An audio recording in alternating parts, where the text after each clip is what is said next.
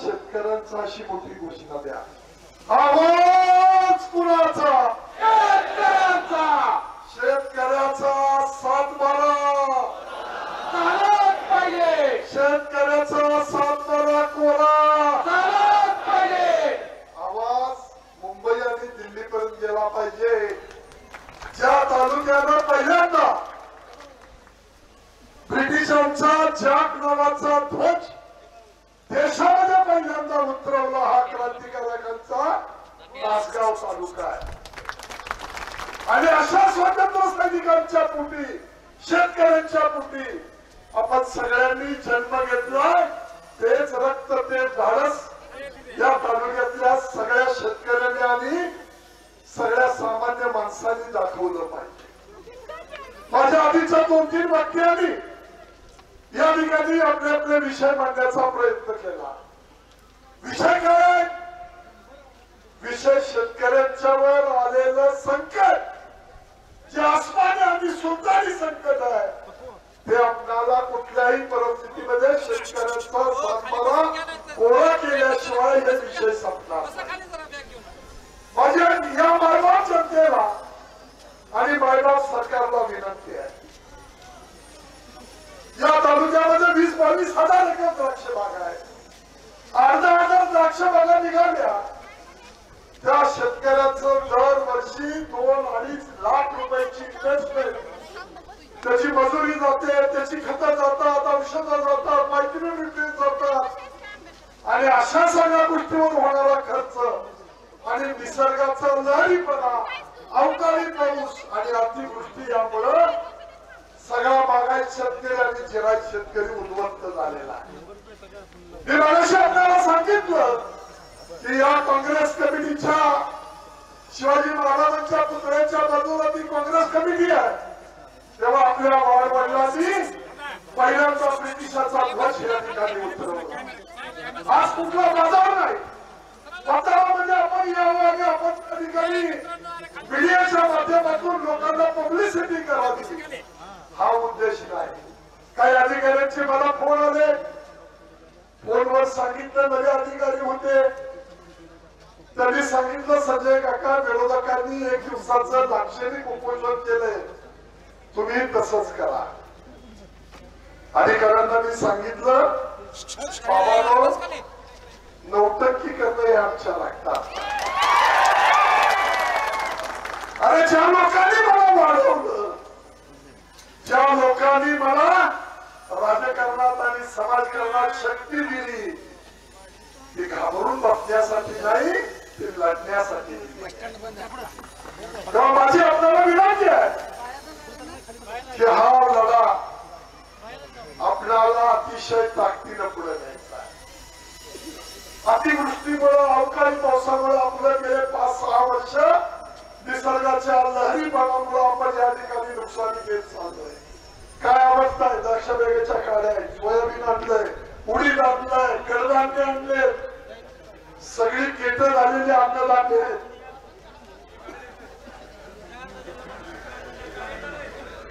या अवस्था आपण बघतोय. ह्याचा जो दाना भरला पाहिजे तो दाना भरला नाही. द्राक्ष बागेच्या काड्याची अवस्था आपण बघतोय. यामध्ये सगळी छाटलेली गोळी घालावर चाललेला आहे. माल बाहेर निघाला. 15-16 दिवस माल द्राक्ष बाग पोंग्यातलं बाहेर यायला लागायला लागलेला आहे. पाणी रानात थांबलेलं होतं, मुळ्या काम करत नाही, झाडाला मुळ्यावर सुटलेल्या आहेत. अशा या शेतकऱ्याच्या दैनीय अवस्थेमध्ये जर आपण त्याच्या मदतीसाठी गेलो नाही तर मी तर पाप पुण्य मागणारा कार्यकर्ता आहे. मला तर असं वाटतं की जे शेतकऱ्याशी प्रतारणा करतील त्यांना नरकात सुद्धा जागा मिळणार नाही. मला तुम्हाला भावनाच करायचं नाही. पण कोण मोठा, कोण लहान, कुणाच्या कोंबड्यानं कुणाचं उगवलं, सूर्य उगवायचं उगवतोय. कोंबडं कुणाचं वर्ग म्हणून सूर्य उगवायचा थांबत नाही. हे सगळे प्रयोग आपण बाजूला ठेवले पाहिजे. काय होत चाललंय? तुम्ही मला संजय पाटलांनी पूर्वी संघर्ष केला, कधी सत्तेत गेले. अरे जे काम लोकांनी दिलं ते इमान्या, इतबाऱ्या, प्रामाणिकपणानं केलं. पैसे आणले, कृष्णापदाचं उपाध्यक्षपद मिळालं, सेंट्रल गव्हर्नमेंट मधलं, केंद्र सरकार मधलं पैसे आणले. 15-15, 20 वर्ष ताकारी असेल, टेपू असेल, आरफळ असेल, पैशाव असेल, सगळ्या योजना थांबल्या होत्या.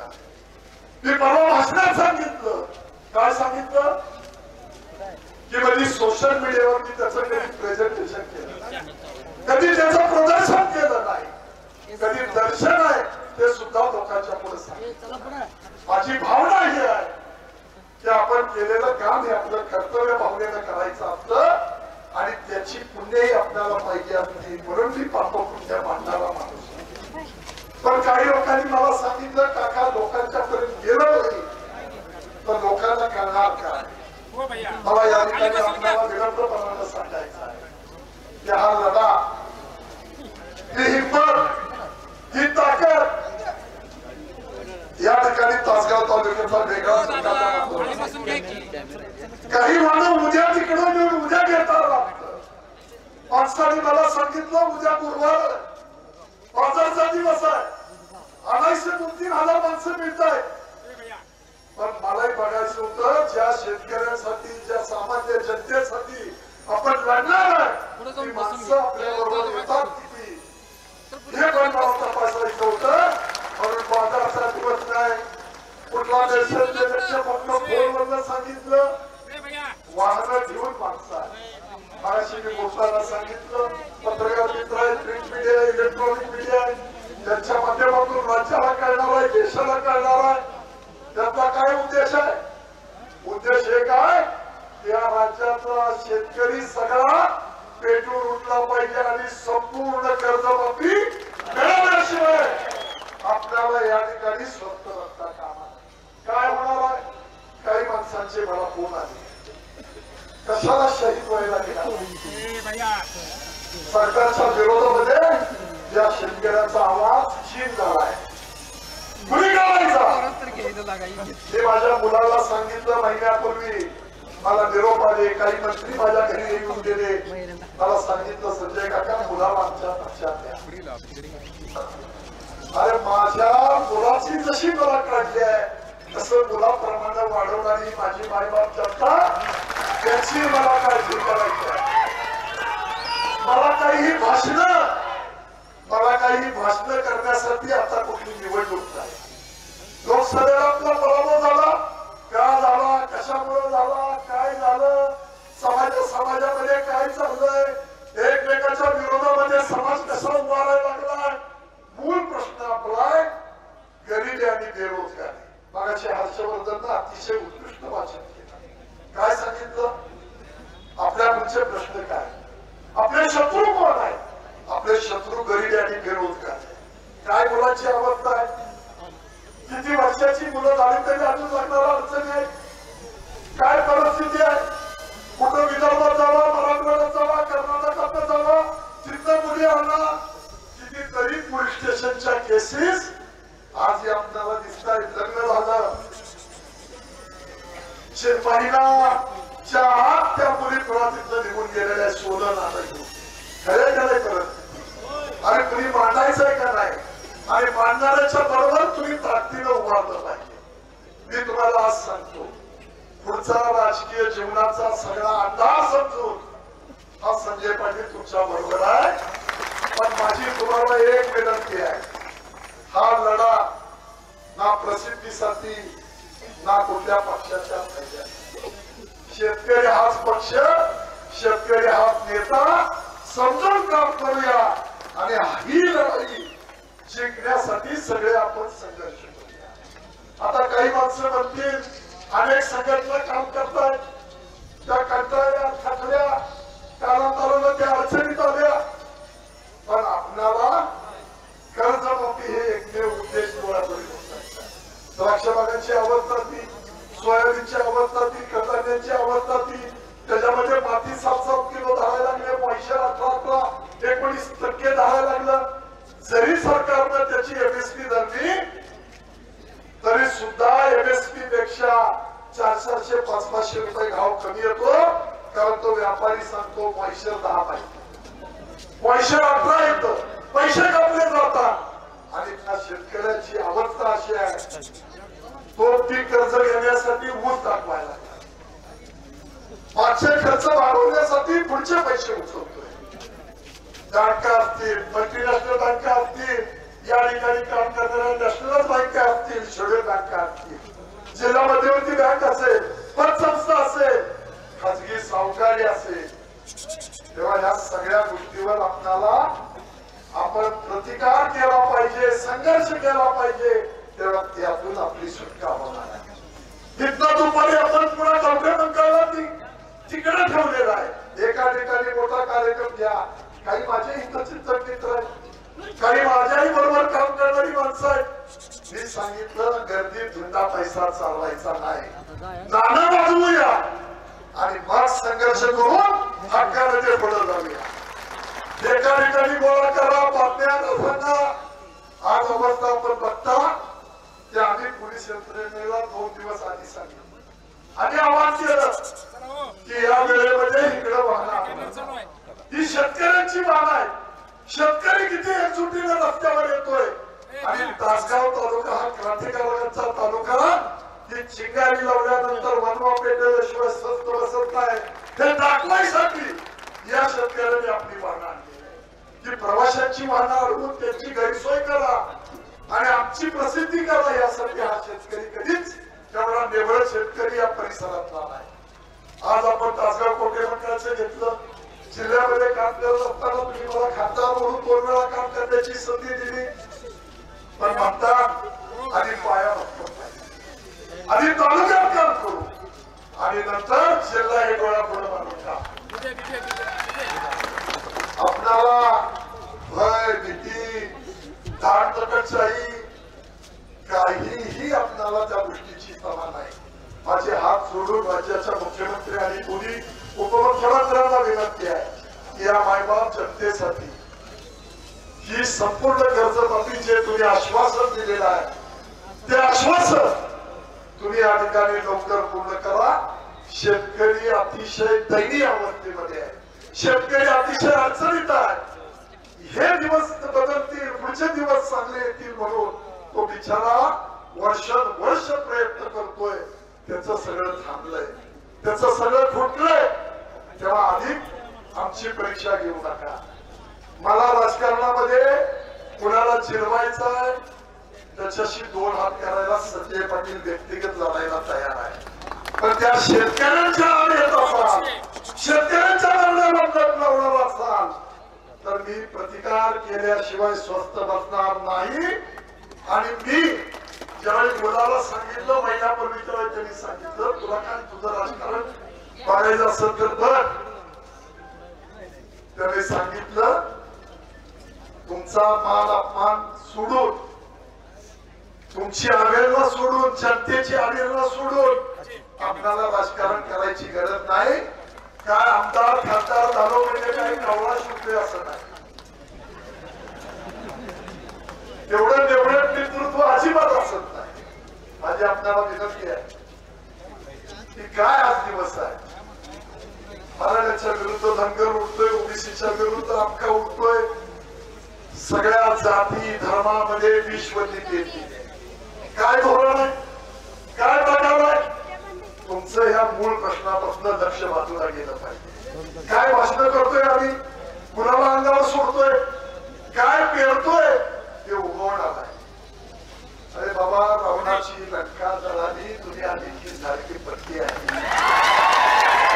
सगळ्या देवांना आणि ग्रहांना त्यानं बंदिवासात ठेवलं होतं, त्या रावणाची लंका जळाली. अरे तुम्ही रावणापेक्षा वाईट काम करायला जाऊ नका, करू नका. अतिशय वाईट अवस्था आपल्याला येईल, पण या समाजाचं नुकसान चाललंय. कोण कोणावर काय बोलतोय, काय बोललं पाहिजे, जिल्ह्याचा इतिहास परंपरा काय, कोण कुणाला मुलगड्या करून काय करतोय, कोण कुणाला आक्षेप घेऊन जाती धर्मामध्ये विश्वनी पेरतोय, ते चांगलं नाही. तुम्ही आईची शपथ घेऊन सांगा, इथं आलेली माणसं 5-6 वर्षापर्यंत कोण कुणाला शेजारी राहतोय तर शेजार धर्म पाळणारी माणसं आपण बघत असतो. भावकी गावकी ही निश्चित असायची. आज काय, ते आमच्या जातीचा आहे, ते आमच्या जातीचा आहे, ही जात पुढे येते, ह्याला विरोध करा,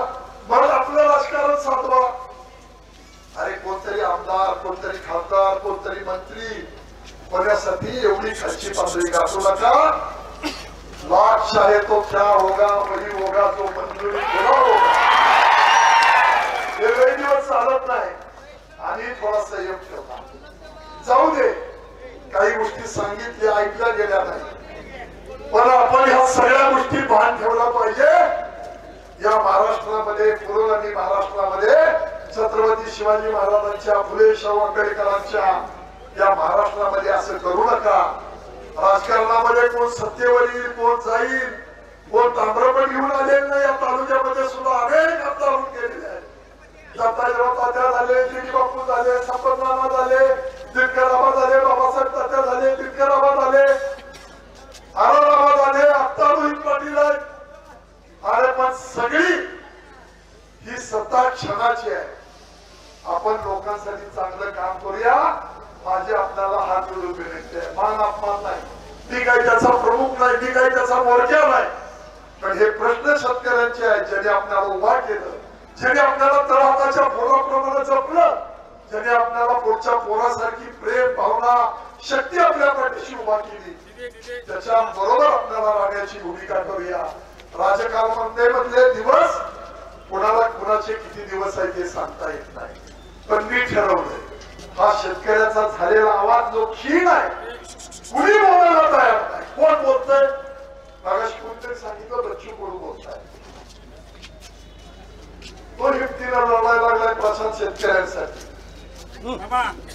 आपल्याला हा आवाज जर मोठा करायचा असेल, हा संघर्ष मोठा करायचा असेल, ही कर्जमाफी मिळवायची असेल, तर आपली एकजूट असली पाहिजे. तुम्ही समजून घ्या. आज इथं आलो, भाषण केली, बरं वाटलं, एवढ्याने विषय संपणार नाही. मागाशी मी सांगितलं मेंढ्या घेऊन माणसं आले, शेरडा मेंढ्या, बैलगाड्या, ट्रॅक्टर आहेत, काही गावातले डंपर माणसांचे शेतकऱ्यांचे आहेत. ते माती भरून आलेले आहेत, भरणारी माती इकडची तिकडे देतात. जेसीबी आहे, शेतकऱ्यांची वाहन आहे. काहीतरी करून माणूस आपलं पोटपाणी चालवण्यासाठी उद्योग करणार, ते सगळे घेऊन रस्त्यावर आले. म्हणून मगाशी मी सांगितलं की प्रिंट मीडिया, इलेक्ट्रॉनिक मीडिया जो आपला आहे, तेव्हा तुम्ही समजून घ्या की आम्हाला तुमची मदत या शेतकऱ्यांच्या कर्जमाफी, संपूर्ण कर्जमाफी मिळवण्यासाठी पाहिजे. कुणाला नेता बनवायचं नाही, कुणाला या ठिकाणी आपली पार्टी चालवायची नाही. शेतकरी आमचा पक्ष आहे, तेव्हा तुमची साथ लागेल आणि हा लढा जिल्ह्यातून आपल्याला राज्यात द्यायचा आहे. यासाठी आपण सगळे प्रामाणिकपणाने काम करूया. मी अधिक वेळ आपला घेणार नाही, कारण आपण सकाळी 9 वाजल्यापासून म्हणजे गावातनं 7 वाजता निघाला. 7 वाजल्यापासून तुम्ही सगळे येतात. या चौकामध्ये बसून जर आपण सगळ्या ड्रोनच्या माध्यमातून शूटिंग बघितलं तर प्रवाशांची वाहनं नाही, 3-4 किलोमीटर लागलेली वाहनं ही शेतकऱ्यांची आहेत. बाजार आहे, गर्दी करा, लोकांना त्रास होऊ द्या, पण आमचं राजकारण साधू द्या, ह्या सुद्धा भावना ठेवल्या नाही. आणि एवढी कमजोर प्रवृत्ती तुम्ही आम्हाला दिलेली नाही. तुमची शक्ती पाठीशी आहे, म्हणून आपण सगळे लढायला सज्ज होऊया. मी जाती धर्माच्या बाबतीमध्ये आपल्याला बोललो, त्याचा विचार आपण सगळ्यांनी केला. आपल्या आपल्यात भांडण लावून, जाती धर्मामध्ये विष पेरून, कुठला पक्ष, कुठला झेंडा, कुठलं चिन्ह, कुठला नेता, याच्या पलीकडे येऊन आपली कर्जमाफी करण्यासाठी आपण सगळे एकत्रित राहूया. मी या ठिकाणी आपल्याला एवढीच विनंती करतो की ज्या ज्या वेळेला आपल्याला काही प्रखर लढे उभा करायचे आहेत, त्या लढ्यामध्ये तुम्ही सातत्यानं आलं पाहिजे. हा एकटा संजय पाटील बोलला म्हणजे लढा संपत नाही. तुम्ही आला तर हे यश मिळणार आहे, आणि त्यासाठी तुम्ही कटिबद्ध राहिलं पाहिजे. ही भूमिका या निमित्ताने मी आपल्याला करतो. तरुण मुलांच्या बाबतीमध्ये मी आपल्याला सांगतो की आपल्या पुढे अनेक प्रसंग उभा राहिलेले आहेत. शेतीचा प्रश्न आहे, नोकरीचा आहे, बेरोजगारी आहे, लग्नाचे प्रश्न आहेत, बँका, पतसंस्था सगळ्या हैराण होऊन गेलोय. तेव्हा आपणही त्याचं नियोजन या लढ्यासाठी कसं करतोय, तसं आपल्या शेतीचं करण्यासाठी या राज्यामध्ये काही प्रमुख माणसं आहेत. द्राक्ष बागेमध्ये काम करणारी, ऊस शेतीमध्ये काम करणारी, ऊस शेतीच्या बाबतीमध्ये आपण भूमिका घेतली. मी 4-5 कारखाने आपल्या आसपासचे आहे. मी या ठिकाणी फोन केला क्रांती कारखान्याच्या पार्लेकरांना, मी फोन केला मुरगिरी शुगरच्या जाधवला, मी फोन केला पवारला, मी फोन केला प्रशांत पाटील बाजारबापू कारखान्याचा. त्यांनी काय सांगितलं, शेतकऱ्यांना लावलेल्या ऊसाची वाढ जी खुंटलेली आहे त्याचंही 50% नुकसान आहे, त्यानेच कमी येणार आहे. जसा द्राक्ष बागायतदार अडचणीत आहे तसा ऊस शेतकरी अडचणीत आहे, तसा आपला सगळा कोरडवाहू शेतकरी अडचणीत आहे. आणि यांचे पंचनामे मला वाटतं या ठिकाणी तहसीलदार साहेब आलेले आहे. साहेब आम्ही यंत्रणेला या सगळ्यांच्या वतीनं हात जोडून विनंती करतो की या शेतकऱ्यांचे जे पंचनामे आहेत, जे पलीकडं बीड जिल्ह्यामध्ये, धाराशिव जिल्ह्यामध्ये, सोलापूर जिल्ह्यामध्ये सिना नदीच्या काठी जे पंचनामे सुरू आहेत, ते पंचनामे आमचे होऊ द्या. तसंच आमचं नुकसान झालेलं आहे, किंवा द्राक्ष बागेचं त्याहून अधिक झालंय. त्या जनावरांना तिथं वाहून गेले, घरं पडली, माती वापरून गेली, पण त्याच्या पलीकडचं जे नुकसान आहे हेही ते करतात. तसंच आमच्या शेतकऱ्यांचं सरसकट पंचनामे करा. तुम्ही नुकसान भरपाई देत नाही, त्या शेतकऱ्याची नुकसान भरपाई लाखो रुपयाची आहे, तुम्ही हेक्टरी 22,500 रुपये घेताय बागायत शेतीला, आणि कोरडवाहूला कमी पैसे देताय, 17,500 आहेत माझ्या माहितीप्रमाणे. तेव्हा अशा सगळ्या गोष्टी उद्या राहू नये. कुणी केलं काय केलं याकडे न जाता आपल्याला या तालुक्यातल्या जिल्ह्यातल्या शेतकऱ्यांना न्याय देण्यासाठी तुम्ही सरसकट करा, त्या शेतकऱ्याला दिलासा द्या. कारण आपण सगळी शेतकऱ्याची मुलं आहे, ही पुण्याही आपल्याला बांधून घ्यायची आहे. म्हणून तुम्ही सगळेजण काम करा. हा लढा एक दिवस करून थांबून यश मिळणार नाही, ते उद्याच्या काळामध्ये तीव्र करावा लागणार आहे. सगळ्या जाती धर्माच्या लोकांनी आपल्याला समजून घेतलं पाहिजे की ही विश्वनी थांबवली पाहिजे, आणि माणुसकी म्हणून आपण या ठिकाणी सगळे एकत्र आलो पाहिजे. म्हणून एक शेवटचं वाक्य आपल्याला सांगतो, माणुसकीच्या शत्रू संगे युद्ध आपले सुरू, जिंकू किंवा मरू हा निर्धार सगळ्यांनी करूया. या ठिकाणी शपथ घेऊया, या ठिकाणी आपण केलेल्या निर्धाराची सगळ्यांनी जाणीव ठेवून इथून पुढच्या काळामध्ये काम करूया, एवढी आग्रहाची विनंती करतो. आणि आलेल्या सगळ्या शेतकरी बांधवांना मनापासून धन्यवाद देतो. पदरचं डिझेल घालून बागात छटाईचे दिवस असून आपण या ठिकाणी सगळे आलात, या ठिकाणी मनापासून आपले ऋण व्यक्त करतो. तुमच्या ऋणामध्ये राहणारा संजय पाटील तुमच्या बरोबर आहे हा विश्वास देतो. एकटा संजय पाटील नाही तरी माझे सगळे असलेले सहकारी, मी जसं मुलाला विचारलं ना तसं कार्यकर्त्यांना विचारलं. आता जरा सत्तेत पैसे आणले, ताकारी टेंबूळ मैशाल योजनेला कमीत कमी 6-7 हजार कोटी रुपये योजना पूर्णत्वाला नेल्या, ते काम इमानदारीने केलं. सत्तेत बाहेर आलं, शेतकऱ्याला आवाज क्षीण झाला, शेतकरी डोळ्यापुढे ठेवून पुन्हा लढा सुरू करण्याची भूमिका घेतली. तेव्हा या सगळ्या गोष्टी कार्यकर्त्यांनाही विचारल्या. जरा बाटलीत बंद झालेलं भूत होतं, तुम्ही उघडलंय, आता तुम्ही झपाटल्यासारखं सगळी काम करूया. सकाळी 7 वाजल्यापासून रात्री 10 वाजेपर्यंत हा संघर्ष शेतकऱ्यांचा आपण पुढे नेऊया. त्या सगळ्यांनी जीवाभावाची साथ दिली. एक संजय पाटील काही करू शकत नाही, त्याला उभारणाऱ्या अनेक शक्तींचे आशीर्वाद आहेत. ती आशीर्वाद आपल्या पाठीशी असल्याशिवाय हा लढा होणार नाही. तेव्हा माझे सहकारी असतील, कार्यकर्ते असतील, जनता असेल, शेतकरी असतील, युवक वर्ग असेल, हा लढा आपण ताकदीने उभा करूया एवढी आपल्याला विनंती करतो. आणि या ठिकाणी थांबतो. जय हिंद, जय महाराष्ट्र. आवाज, एक मिनिट, आवाज आपल्याला राज्य सरकारपर्यंत पोहोचला पाहिजे. इतक्या मोठ्यानं घोषणा द्यायची आहे. शेतकरी